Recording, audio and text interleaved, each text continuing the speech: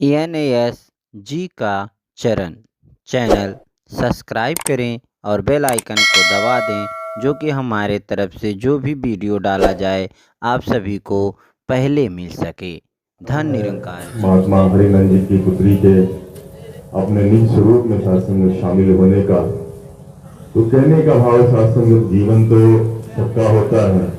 हर कोई सात्संग दुनिया में आता है, जो भी पंचभौतिक शरीर में आता है सात्संगत एक न एक दिन सात्संगत को जाना होता है। लेकिन सात्संगत जो ब्रह्मज्ञानी होता है, जो तत्वदर्शी होता है, वो सात्संगत इस मौत के भय से मुक्त होता है।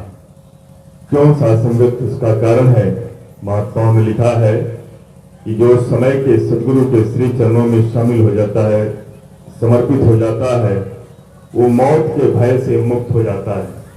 सात्संगत दुनिया में डर सबको है, और सात्संगत जब मौत की बात आती है तो सात्संगत हर किसी के अंदर एक व्यापक भय शामिल हो जाता है कि सात्संगत हम भी मर जाएंगे।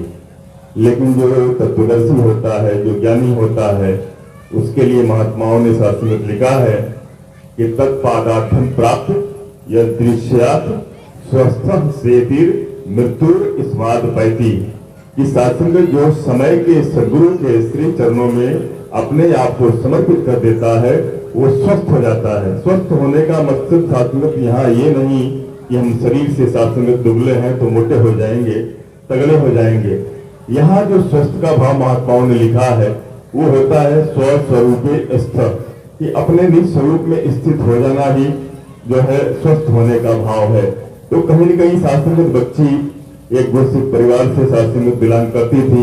गुरसिख परिवार में उसका जन्म हुआ और सात्संगत गुरु की कृपा का पात्र वो बनी। लेकिन सात्संगत ये तो सिलसिला है, और ये जो संबंध है सात्संगत संसार के बीच ही मिले बीच ही जई है।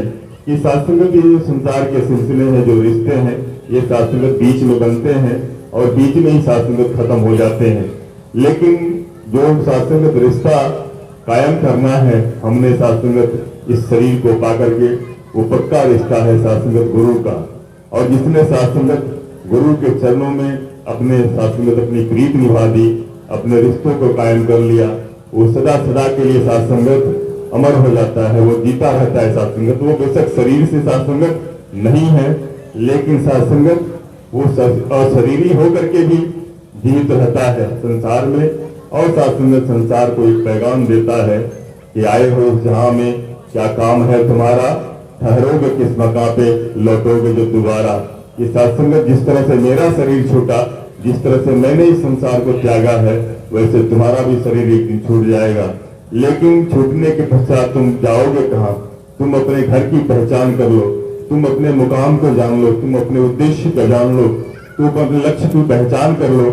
और सात्संगत आज समय का सदगुरु सात्संगत हमें हमारी मुकाम से, हमारी मंजिल से सात्संगत रूबरू करा रहा है। महात्मा कहते हैं कि आए हो इस जहां में है लक्ष्य ब्रह्म पाना। जीवन का मकसद सात्संगत यही है। आए हो इस जहां में है लक्ष्य ब्रह्म पाना, सदगुरु से ब्रह्म पाकर है ब्रह्म में समाना।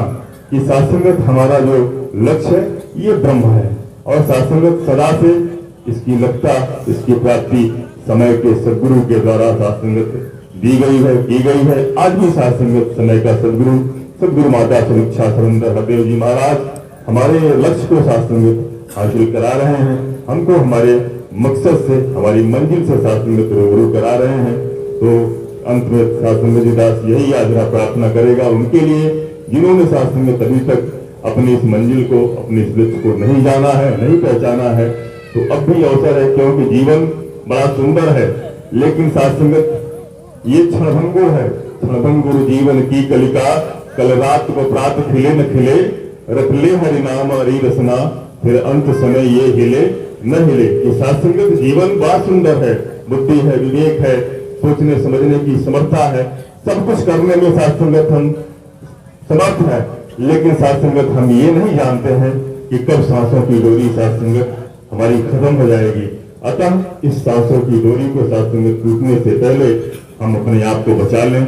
मौका है, अवसर है, और बार बार ये मौका, बार बार ये अवसर साथ संगत हमें मिलने वाला नहीं है, बार बार नहीं पाइए मनुष्य जन्म की मौज। ये मौज साथ संगत बार बार नहीं मिलने वाला है, क्योंकि साथ संगत कभी ऐसा अवसर बनता है, कभी ऐसा मौका आता है, कबहों की करी करुणा नर देही, कभी साथ संगत मौका बनता है, परमात्मा करुणा मय होता है, तो हमें 84 लाख योनियों से साथ संगत मुक्त करते हुए एक अवसर साथ संगत देता है मानव जीवन।